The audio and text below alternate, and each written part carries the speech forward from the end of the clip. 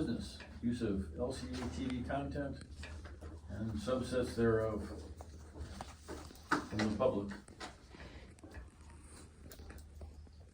Do you want to begin with our content or the public? Well, why don't we begin with the public? Yeah, get that, Yep. so we know what we're chewing on here, kind of. I have copies of the complaints if anyone wants to take a look at them. These were sent to the board. There are two of them in there. I think I've read it. I've got a copy of it too. Anybody else?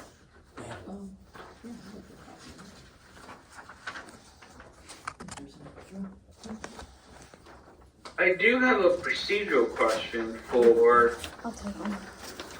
whoever may have the answer for it.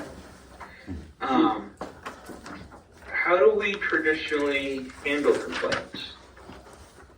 Like, is it discussed completely in open? Does it go to executive session later? I don't recall having one before. That's because we haven't.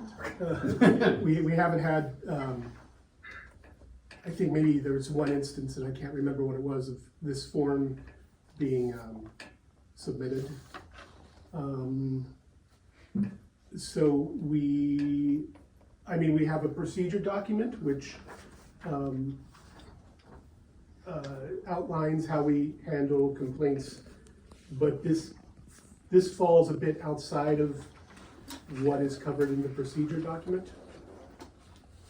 So I think, and Dirk, you can correct me if I'm wrong, but I think we should, if the parties who have submitted the complaint are willing to share the issues that they're having with this particular program for the board to hear, we could take it from there. I wouldn't think it would be an executive session. I mean, there's kind of specific things for executive sessions like contracts and persons. Correct. So I wouldn't think it would be an executive session. I think this falls outside of that. Yeah, It should be done in open session, yes. okay. Right.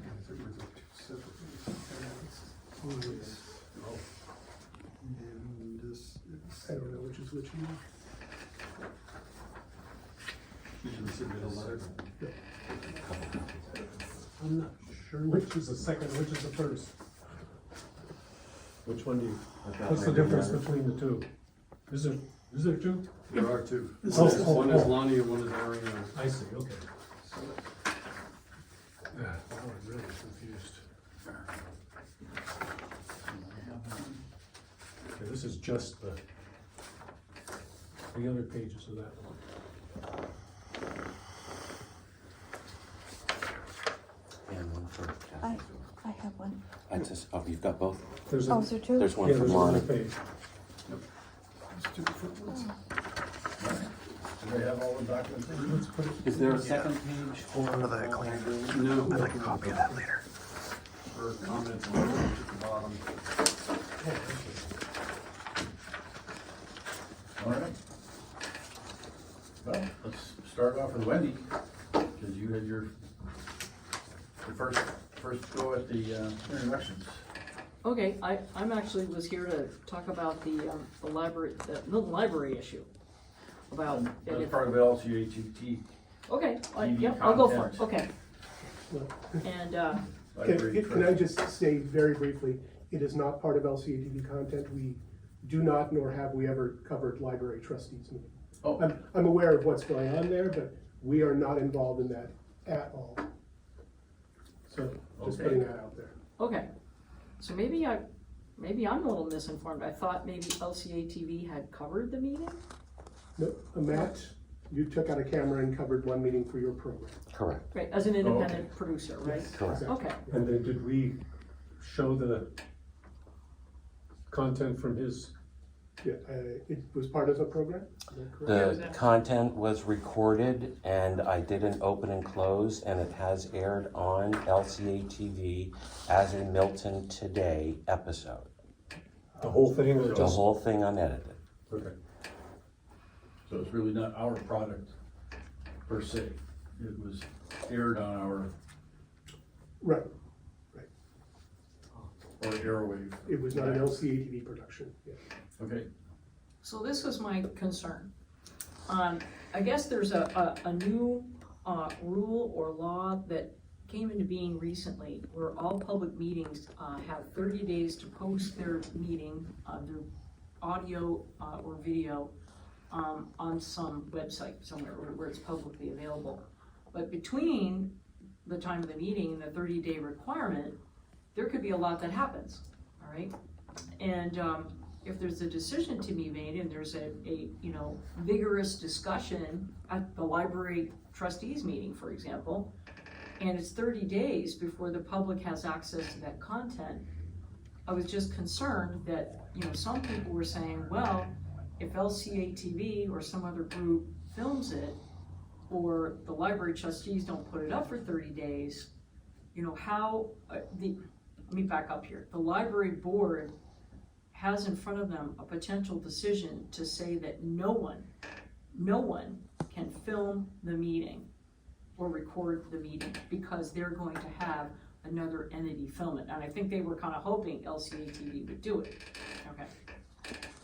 If no one can film the meeting and they're relying on another group to do it, or even if they themselves film the meeting and they don't put it up for 30 days, there could be a discussion happening that's really important for the public to know.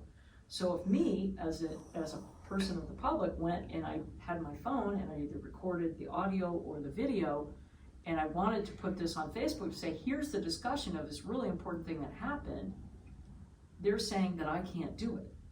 It's really kind of interesting. And so I want to make you aware of that kind of thing, so that, if someone from the public does film it, it seems to me like they have that opportunity. And I can't imagine a board can do that, but apparently there is this rule. So I misunderstood, and I thought maybe LCATV as a whole had gone to record the meeting like you record the select board meetings or the school board meetings, but apparently that's not the case. Yeah. So it's from an independent producer, so therefore, whatever you recorded, Matt, could be used publicly with your permission. I don't know. I guess that's the question I'm asking. So, a few things. What you're referring to is Act 133, which comes from a bill called S55. Uh-huh. And I believe, please double check me on this, but I believe the stipulation is that public boards who have an advisory role are now required as July 1st to hold their meetings in a hybrid fashion, online and in-person participation, to make an audio-visual recording, could just be an audio recording, I don't know, but to make a recording of that meeting, and to maintain that recording for 30 days after the approval of that meeting's minutes. So they have to keep it somewhere that it's accessible, and then after 30 days, minutes are approved and they can delete that file. And that, honestly, Kevin, I think that would be okay. But if that, and I'm not, you guys don't have any jurisdiction over the library board, but if they are saying, and thank you for that clarification, by the way, but if they're saying that only we can record it and nobody else can, well, that's problematic because they're not archiving it if they can dump it in 30 days after the minutes are approved. You know what I'm saying? It raises some interesting questions about the world you're in and the world that we're all in, right? It doesn't. Complete disclosure, I found out about this and it raised those questions for me. So I have not specifically mentioned this this instance, but I have posed questions to the Secretary of State's office about, now that the hybrid or the meeting recording is required, are boards able to preclude other entities from recording their meetings? And I'm waiting for a response from counsel for the Secretary of State's office. But When you get it, would you be willing to share it with me? Sure. Okay, You I'm have the gonna write my infrastructure email. to provide that to the public. do we? No, other entities might not have the infrastructure to maintain an audio-visual file to be accessed by the public. Well, I mean, those are arguments that are going on. There's a working group that is meeting throughout the fall and winter around Act 133 to try and iron out some details. Vermont Access Network is part of that working group. So, I don't. For 30 days, whatever the particular committee recorded, audio or visual, or audio visual, I don't know what a visual with no sound would be, but it seems like that's in the act, the way it's worded, or the way you worded it back to us. I don't, no, please don't quote me on the act at all. Well, then I'm gonna write that Kevin says. So, for 30 days, that thing has to exist, and it only needs to be available to the public at the point of origin. So if they have something that can play it, people can go to it and see it. Is that correct? I don't know. Because they might, I think where you were going with it is they won't have a broadcast distribution mechanism like we have. Or if it's recorded in somebody's personal cell phone, it's sitting Well, in. yeah, but that's a different scenario, yeah. The only thing they might have is a website for if they're a town entity, like, for example, in my example, the Milton Library, they would have the town website or their own website that they could post it to. And then sometime during that 30 days, a printed version of that meeting is now approved. A minutes of the meeting is approved. So the 30-day period starts once those minutes are approved. Oh, okay. They have to have the recording up to and beyond that. 30 days within past the minutes. approval of the minutes. Yeah. And then the minutes become the permanent copy. That's my understanding. I think probably the issue that's more germane to the issue is the editing of that copy.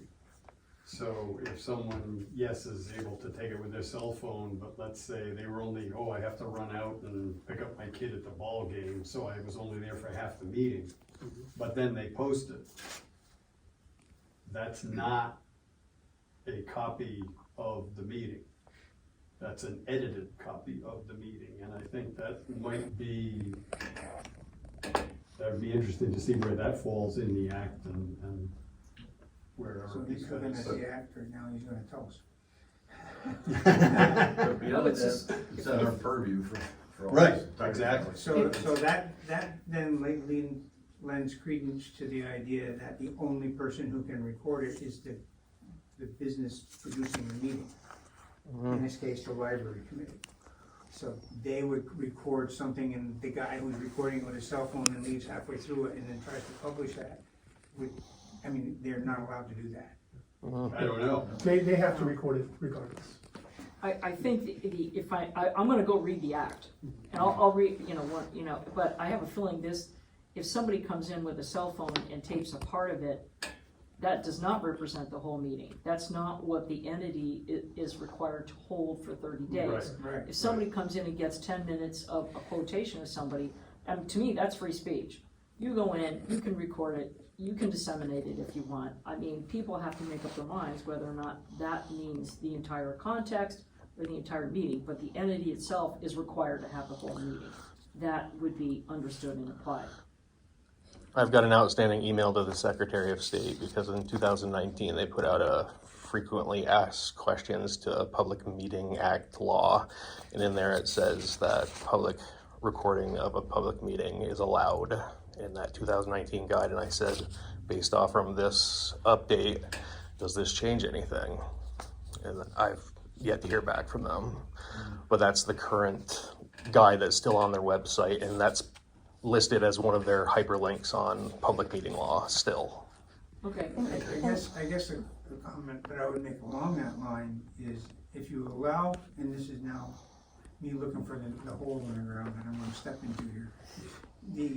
If you allow somebody to record a subset of a section of meeting, I can now release that in any mechanism, since it's my recording now, I can edit my recording. Sure. And I can put my recording up on my Facebook page. Sure. And I can do a lot of crazy things with that. And it might, I don't wanna say that ever happens with anything that we see on TV today. But it might happen that you could portray that little piece that you recorded to show something completely different than what was actually being talked about. But also, if the entity, if, you know, the library or whatever has the official copy, then it is, you know, other people can go and check on that to see whether that recording was correct or not. And so again, we're trying to protect the people from other people, but you know, it's to the person, you know, who's listening to that to be perhaps skeptical and say, I need to verify this, because you know we're all verifying information now, because there's so much out there that it's, you know, it's our responsibility to verify that. So if someone took 10 minutes and posted it and you're like, yeah, that doesn't sound right, and the library, whatever, has that meeting recorded and archived, then you can go and check it. And then if the person who posted something and skewed it to make it sound different, well, you know, they might be the bad guy. You know, people might start being like, you know, what you're saying is, and lose their credibility. And I agree. Would you identify yourself, I'm please? sorry, Kathy Vadness, I am from Milton, Vermont. Vermont. And I agree with that too, but I've not yet to see anybody actually go verify something. Well, that's the problem. But that's people's And, responsibility. And I can't remember which president said it, or one of them said it, that bad news gets halfway around the world before good news gets its pants on. Yeah. So, and that's, But all this is you outside. can't unring a Sort of bell. exiting the purview of our Yeah, board meetings. Right, this is outside of LCATV. One last. I just got one last question that pertains to this issue, and I thank you for discussing it. If someone were able to look at an LCATV recorded meeting, like the school board meeting, and there was an essential piece that was discussed about a certain issue, if someone wants to take that and edit it down to those few minutes, let's assume it's an honest actor. It's not somebody who's trying to do something bad, just trying to say, hey, here was the discussion about this issue. What does someone have to do? LCATV owns that content then if you recorded it, correct? Copyrighted, yes, correct. So as long as, if I were to do that and take that snippet and put on my Facebook page, I would have to then just give LCATV credit for the original, or do I, how do I do that? That's the use of LCATV content that we're addressing right now in the policy. Okay, so you're looking at a new policy then, Dirk, We that have you're not we sure? have an old policy. Okay, We're reviewing it. yeah, okay, Usually what I tell people is that there is the ability to embed in a website or share on Facebook, and we ask that they share the whole meeting. They can point to a specific time, time in that meeting. okay. As far as taking the content and cutting it up, we're being cautious about that right now. Okay. And that's what our policy review is likely going to address. Okay, that helps me understand where you're at. Doesn't the use of that require an application for that license? By policy right now, it depends. For nonprofits or individuals, no. For commercial entities, yes. Okay. So someone can get a phone call approval to use our content at the moment? They don't need to get our approval at all, do they? It depends on what the usage is, if it falls under the fair use doctrine. This is an immensely complicated issue that we're not gonna hash out tonight, but I hope that we will get to a policy revision that does address it adequately. So any question you ask is gonna go off into a dozen different directions. I got nothing to do on it. So yeah, there is so much gray area that it looks like this It table. needs to be revised. It needs to be revised. But Or visited. beyond our policy, just in terms of fair use, there's a lot of interpretation open there. Yeah. fair use died in nineteen Did you answer your eighty-five, question, Lonnie? For now, yeah. the actual act. So, That's for airtime, this is for copyright. So do we have in, at least in, I don't remember our policy, do we have in our policy at least a statement that if you are using something from LCATV, it has to include at least the LCATV logo that says this was from us. It doesn't require that, So they can, take something from us, take all the logos off, take a piece and part out, and they call it theirs, as the policy is currently written, it requires permission. if they're not a public entity or a private or nonprofit. It requires permission, period. So even a nonprofit has to get a permission from us to use it. To use it in a different form. Oh, okay. if you use it If you're sharing in it on, whole, if you're sharing it on Facebook, Okay, gotcha. putting it on your website in the unadulterated version, have at it. Because that drives folks to our website. But they're just saying, here, go to LCA TV, here's a link to the video, watch the clip from minute 32 to 38, that's completely fine. Sure. Yeah, okay. all right. Anything further to add to, use of LCATV content? So we're gonna have a retreat? This is a multi-hour discussion. Yes. Probably. I guess I would put it to the folks who are in here tonight to talk about Milton Today. How do you want to approach that discussion?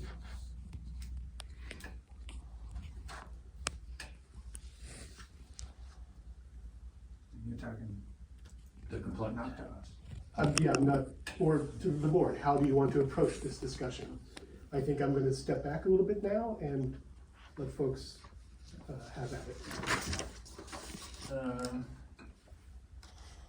I guess we should hear the complaints now, as part of LCATV content. And then,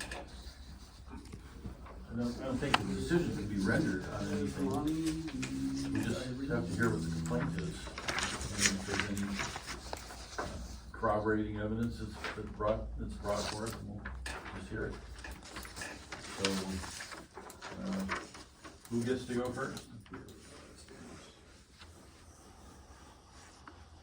Lonnie or? Well, Lonnie's actually in attendance online, so Right, I Lonnie? don't see Irene, but She's Irene behind you. directly behind. oh, hi. We'll let Lonnie go first. Are you there, Lonnie?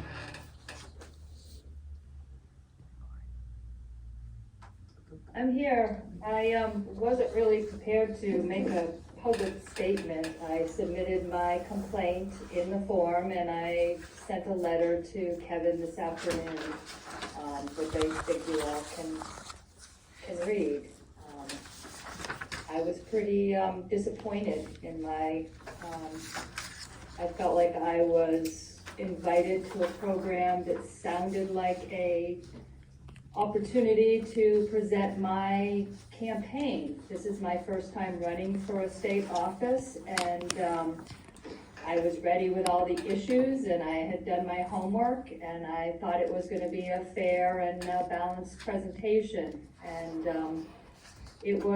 and in the invitation, which I attached to my letter from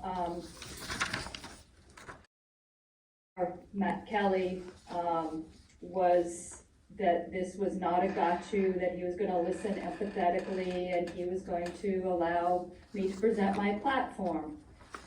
And instead, he decided to bring up something that was very contentious and divisive to, I don't know if it was for shock value or to cause me harm or to create more upset within our already divisive community, but it was unkind at best.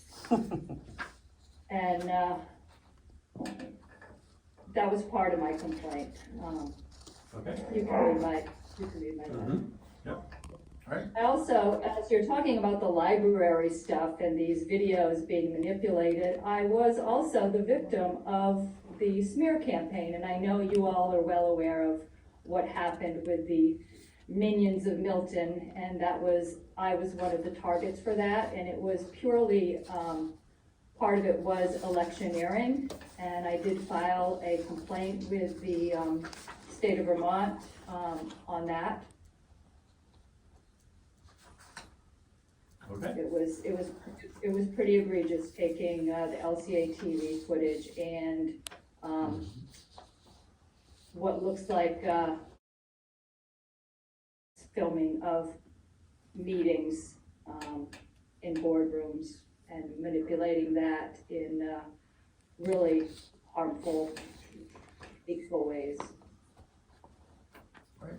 Thank you for your testimony.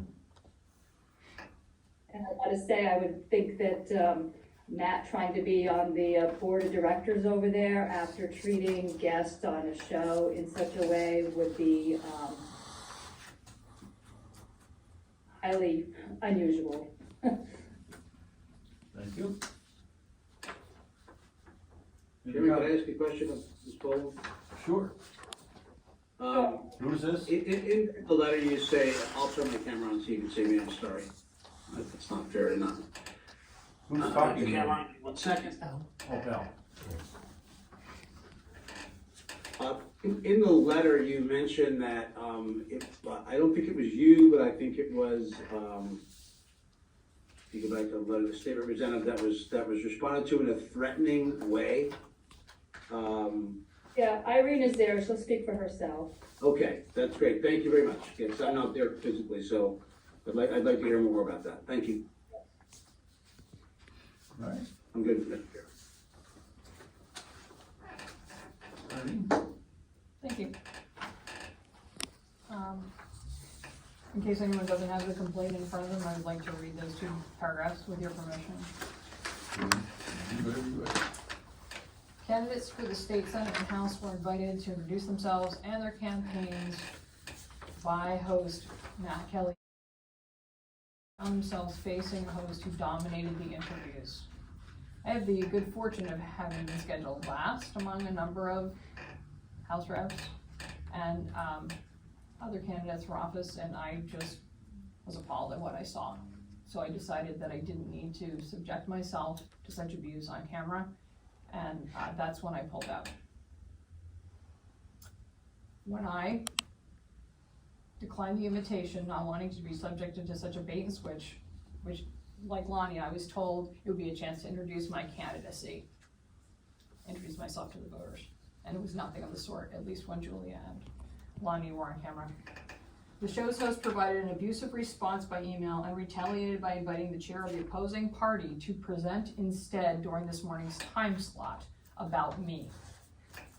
This opposing party is likely behind an intense smear campaign this fall, so it feels inappropriate to me for them to appear on a show that's purportedly neutral and instead used as a soapbox to promote some candidates and diss others. And I'd be glad to read you the response I got to the email to show you what I interpret to be abusive.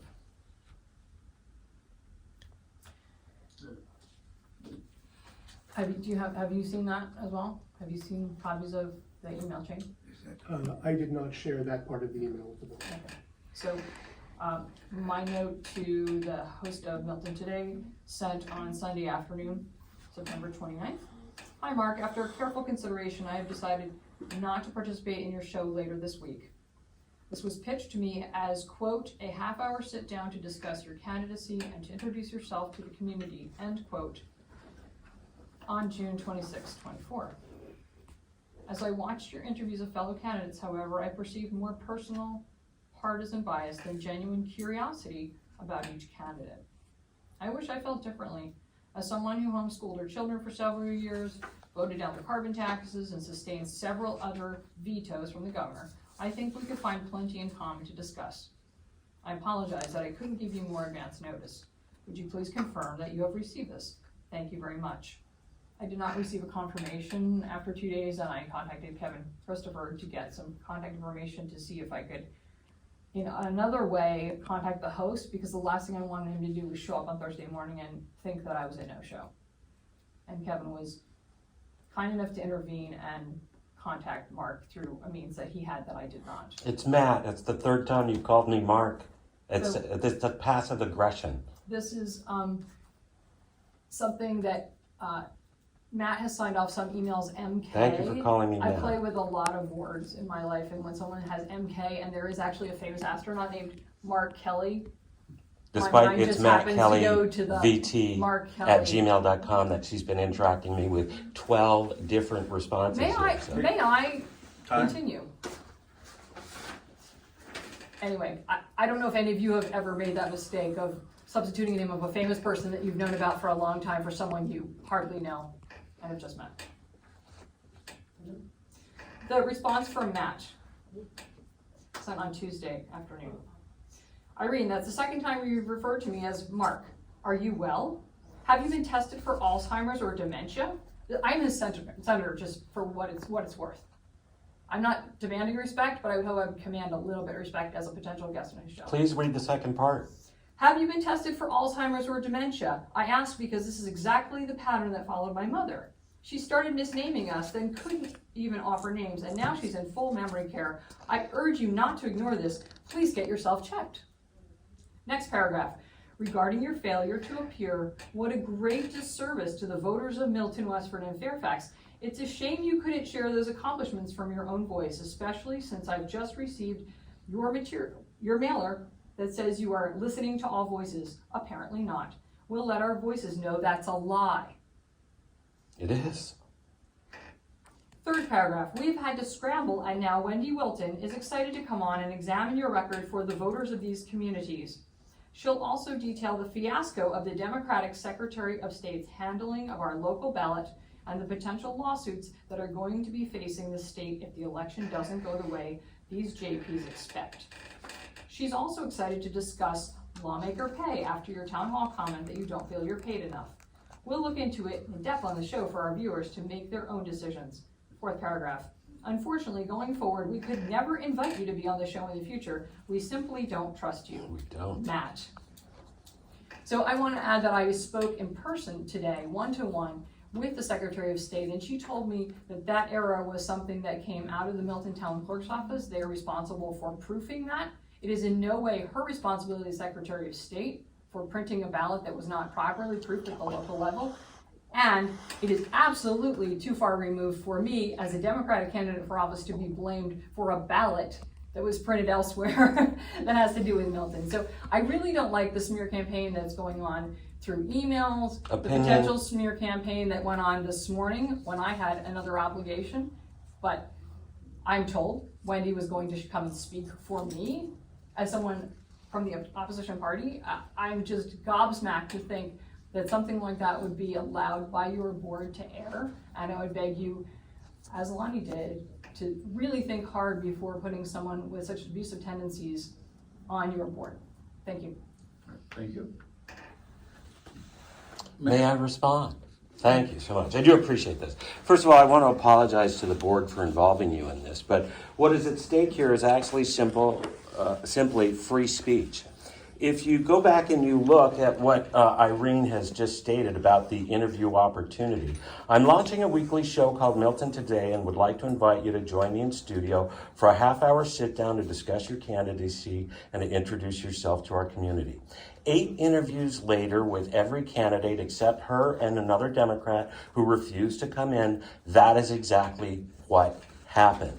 And I'm excited that Wendy is back because this is important. Irene just made a statement that the ballot screw-up was from the Milton Town Clerk's office. And you know as a fact, that is not the case. So we're going to refute that here in part 2. Something that's not part of the LCATV Board purview? Yes, and so, but she just made a statement in this board about this whole thing. So it is germane to the discussion. So as we look at these complaints, we'll start first with Lonnie Poland. I urge every board member to go back and watch that interview.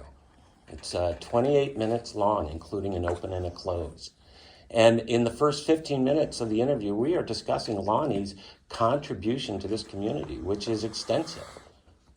And what we did then is we brought up and played a segment of her appearance in front of the Milton Select Board, where she actually acted with cold and callous behavior that forced a Milton Select Board member to leave the Select Board meeting in tears.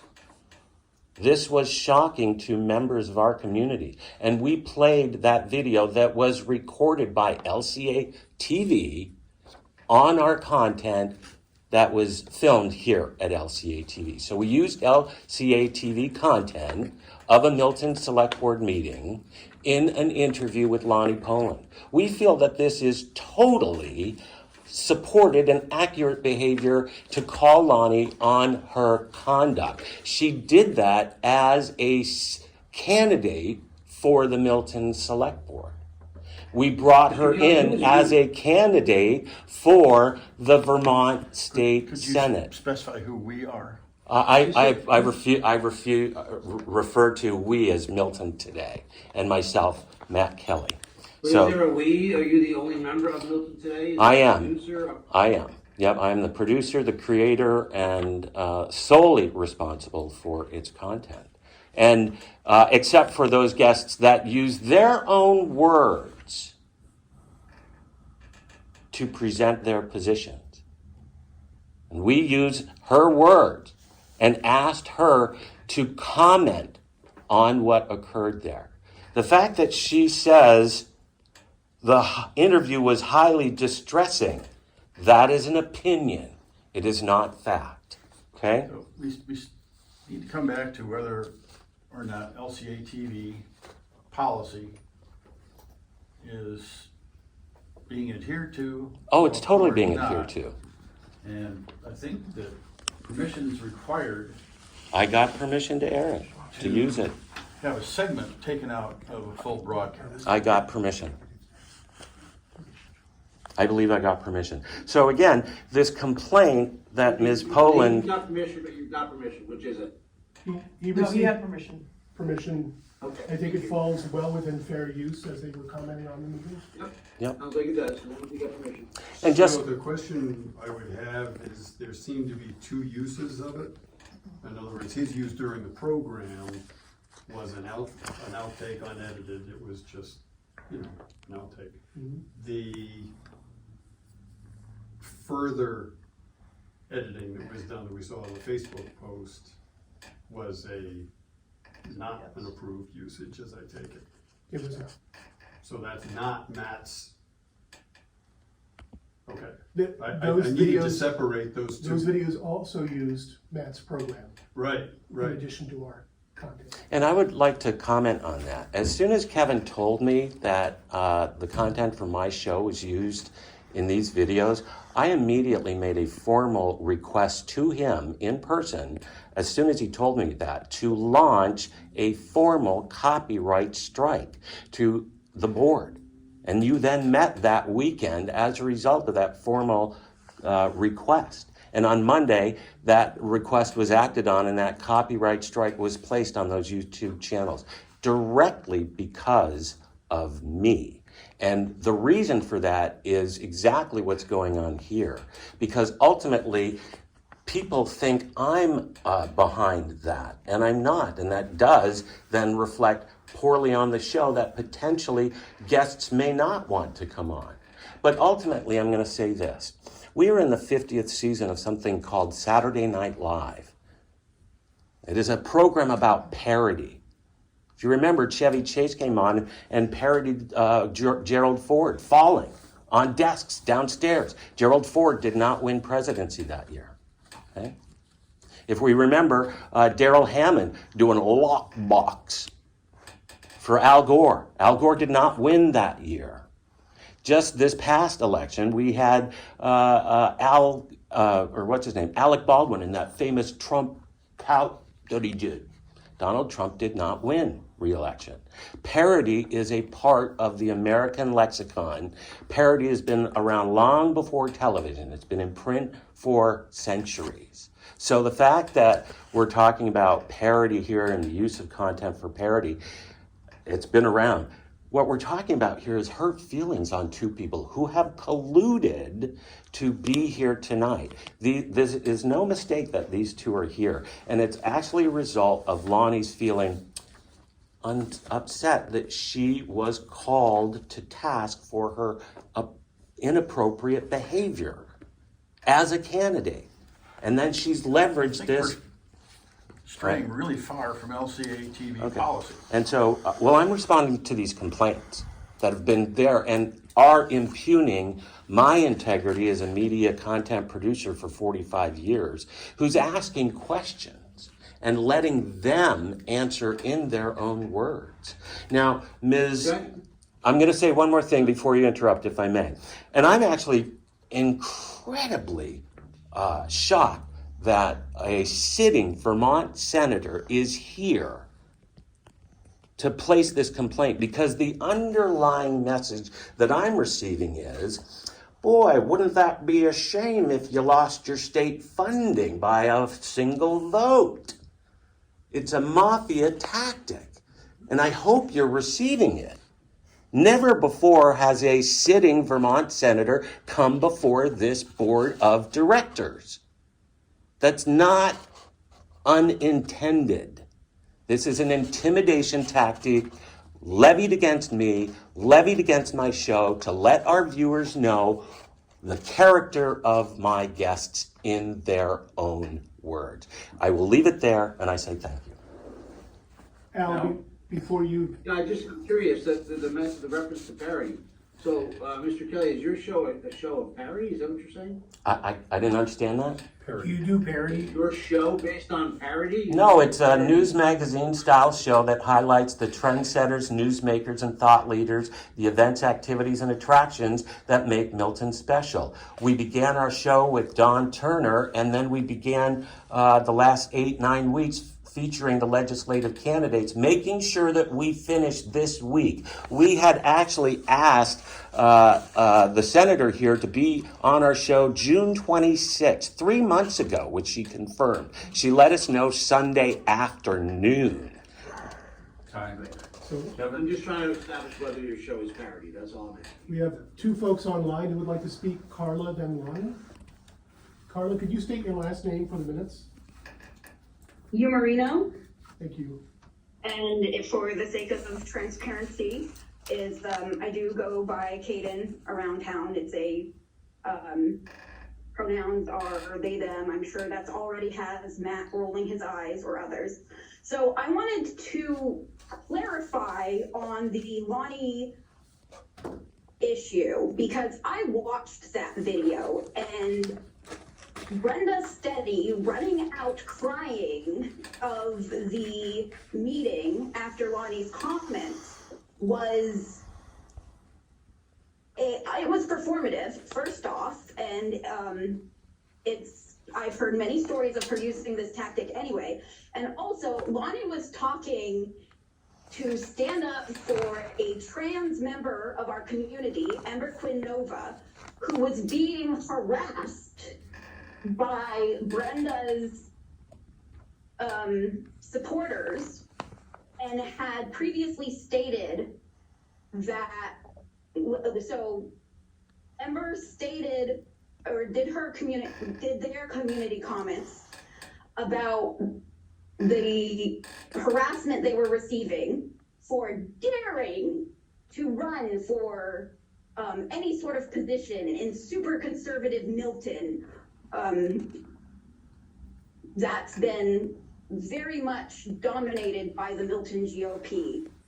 And the response that Brenda had to community comments, which the board member is not supposed to respond to, was to play the victim, as she has the history of doing, saying how she was one of the first people to marry gay people, as if there hasn't been a history. How does this deal with LCATV policy? This puts context to the way that Matt misrepresented Lonnie, because she was speaking out for that. She was standing up she was standing up to bullies, like we have seen. And so LCATV having a program that misrepresents that, doesn't show both sides of the facts or the full context, should be disturbing for any member of the board. I am a strong supporter of community television. I always have been.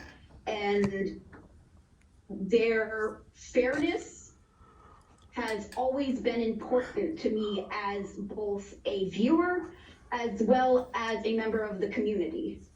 And having watched Matt's interviews, I am absolutely incensed by his clear bias and the fact that he even is thinking about having Wendy Wilton, as I have heard rumors of, on his show, that should say enough for anybody. All right. Thank you for your comments. Sorry. Lonnie? Lonnie? Yep, thank you. So I think that you heard Matt try to slander me in this meeting. I was attending a select board meeting. I happened to be running for select board at the time.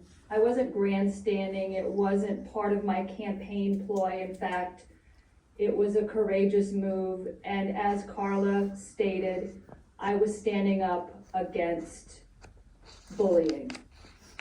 And I hadn't planned to speak that night, but there were comments made, and there had been issues before that Brenda Steady had not been acting in an inclusive manner to people in our community, and that it was not setting up for a welcoming environment. And I just could not sit idle. And so I stood in this meeting and I spoke out, and I spoke from a place of passion, and I was grounded and I was clear, and I talked about creating a welcoming environment for Milton. Brenda Steady interrupted me several times, and she cried and she played the victim and she interrupted, and I simply said, Brenda, I'm speaking. After that meeting at 10:15 at night, in her grief, she took that video and she posted it on Facebook, and she said, Ember Quinn and Lonnie Poland attacked me.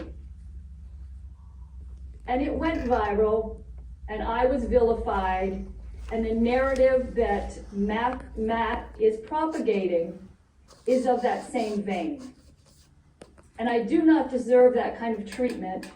I'm a well-respected, longtime community member in Milton, and I've served many, many people. I teach yoga, I'm a healthcare professional, and I am running for office.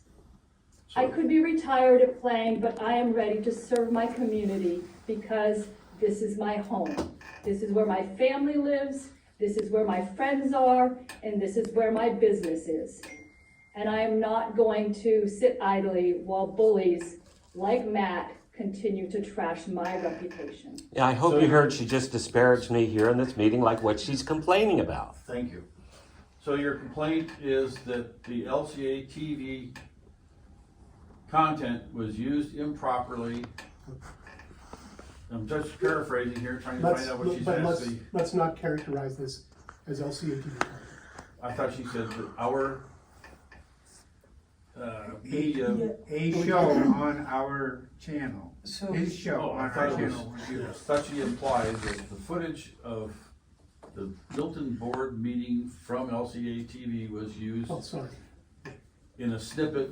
No, I'll correct that. Brenda Steady took, I don't know where she had access, but that night of that meeting, when I spoke out, it was actually a very contentious, long meeting, and many things happened that night. But Brenda took that video, wherever she got access from it, I don't know, but that night at 10:15, she posted it on her Facebook page with the disclaimer that she had been attacked. She is a public official, she was in a board meeting, and I spoke as a member of the community within my allotted time to voice my concerns. All right. That is not being attacked. All right, thank you. So somehow, part of the board meeting was used, and it may or may not have been from LCATV. Is that what I'm getting? No. The Facebook post. The Facebook I don't know post. where she got her video, but Okay. I didn't mention LCATV. I just know that she took a video of the meeting and she posted it. Okay, so, That's what's continued to be this topic within some haters in our community. And Matt, on his show, made it all ramped up and huge as if everybody in town is talking about it and is traumatized. And for goodness sakes, I wanted to come on the program and talk about issues that are important for Vermonters right now. At the time, there was all kinds of flooding happening. And his focus was on Brenda Steady's feelings of some meeting that happened back in March. okay, thank you. We're just trying to establish LCATV policy and on the content, and we'll go from there. So can I just clear up just one thing? We're 3 channels, so public, education, and government. Matt's show is on the public channel, and the public can do and say whatever they want on their own shows on the public channel. The government channel, where the meeting content is channel 17, the government channel. That's where we own the copyright, and whether we want to grant permission for people to use that or not is up to the board. Okay. But they're 2 different things. May I just offer a final comment?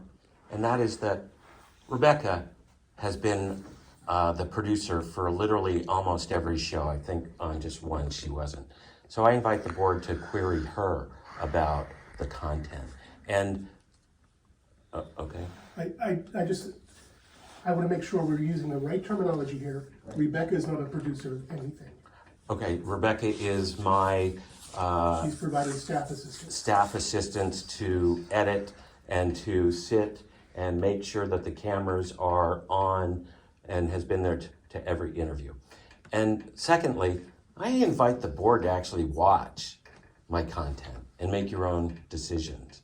Because what we're talking about here is an interview with Lonnie Poland that she is launching a formal complaint about.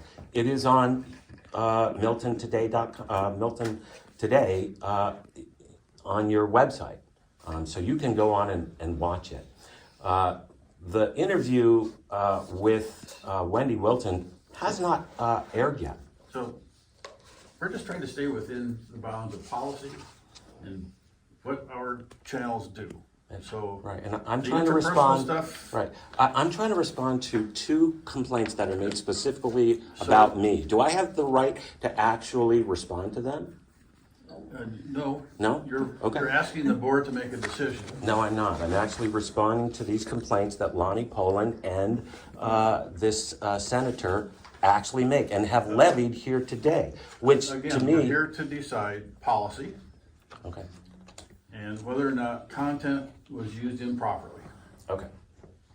So we're not deciding these complaints. We're not hearing these Well, complaints. The complaint is whether or not bounds have been exceeded that deal with LCATV policy.